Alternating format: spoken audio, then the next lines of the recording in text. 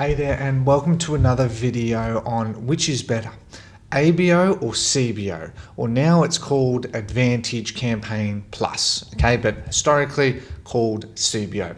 Now, firstly, I want to make a clear understanding of what both of them are, and basically both of them are just spending methodologies. One's more static, one's more dynamic, okay? Now, let me explain, and I'm going to show you an example of this. It's very simple, so this doesn't need to be a long video. So CBO, or Advanced AC Plus, I guess you can call it, $50 a day, and you might have 5 ad sets. So maybe you're targeting 5 different audiences in the United States, as an example. What it will do is that based on clicks, click-through rate, cost per purchase, cost per add to cart, those types of metrics, it will use its smarts to determine which is the best one to put the more budget towards. Because 5 of those ad sets, okay, $50 a day, it might spend 80% on one ad set, okay, and divvy up the last 20% across those other 4, and collectively you get a lower cost per purchase, okay?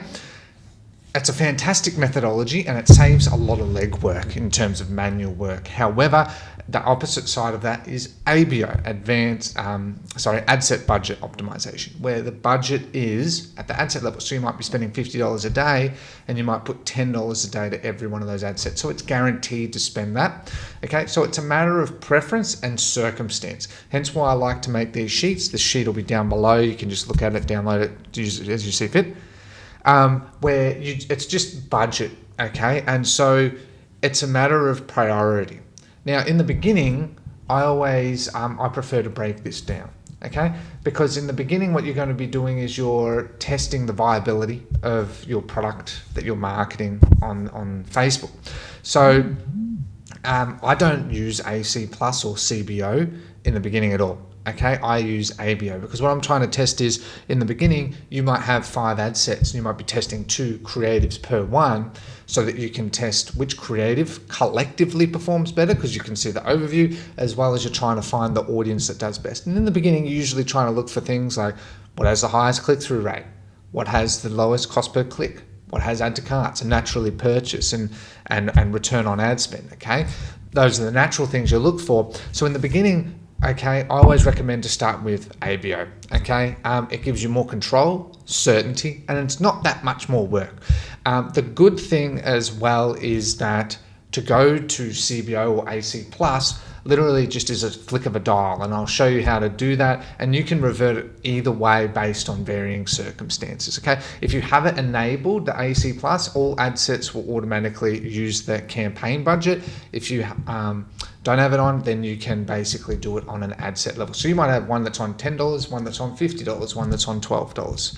It's up to you, okay? So it's a matter of that. But in the beginning, especially for starting business, that's why I like to break it down. For a starting business, you want to start with ABO until you get consistency of conversions through that, whether you're running lead generation, whether you're running e-commerce, whatever that looks like, start with ABO, because you're going to get more certainty that your marketing budget is being used, so you can get more clarity. What you're after in the beginning is research and clarity. Once you have that research and clarity, let Facebook do more of the legwork, but in the beginning, always do it more manual, okay? As you scale and you're seeing viability of your service, whether it's lead generation, whether it's e-commerce, whatever that conversion looks like to you and your business, then you can switch it to AC Plus. Now, generally, I would recommend doing that probably after a month. I usually, at minimum, even if you're spending $50 a day, I would do it after a month. Really give those ad sets time to go through the learning phase, because the third learning phase is 30 days, and then transition it across, okay? So that way you're giving it ample time, Facebook ample time, so that you're controlling it, you're getting the results, because you'll probably find, guaranteed within a week of that you'll find a number of ad sets you'll turn off, a number of ads you'll turn off, and you'll found the best ones. And then naturally what you want to do is you want to scale them up, right? So you keep doing that bit of manual work. And because it's all very streamlined now, it's not a huge amount of work. So without further ado, let's just go straight into how you would do it. Okay, so and it works for any type of campaign, right? Because campaigns, regardless of what your objective is, whether it's reach, whether it's conversions, whether it's lead generation, whether it's video views, remarketing, it's all the exact same.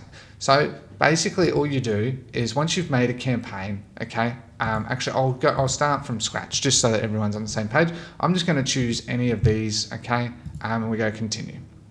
I always go manual.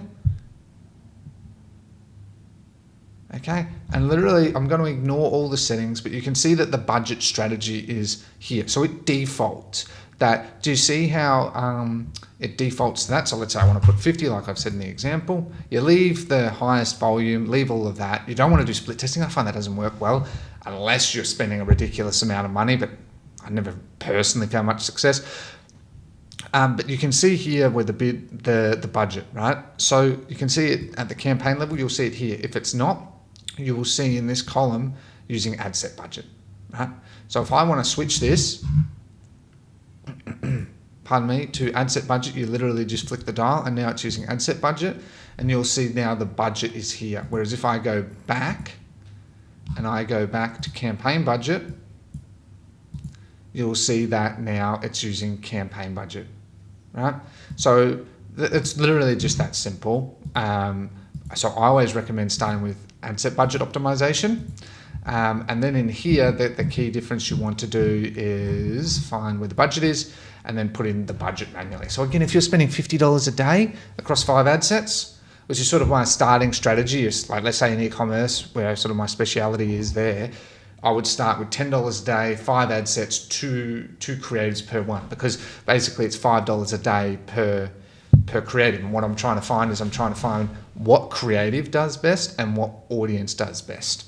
Okay, that's for a sort of a strategy on that, but you can then just change this as you see fit. And if I change that, I can always just go back here, even once it's launched.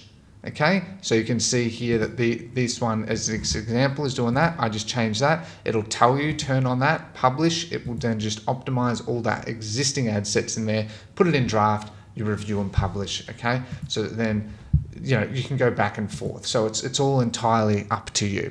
So I hope that has been helpful. As I said, both are fantastic. I recommend ABO in the beginning. After a month of your product viability doing well, then transition to CBO or AC+. So that's pretty much it, truthfully. Other than that, I hope that has been helpful. Thank you very much for your time. I hope you have a lovely day. Take care and goodbye.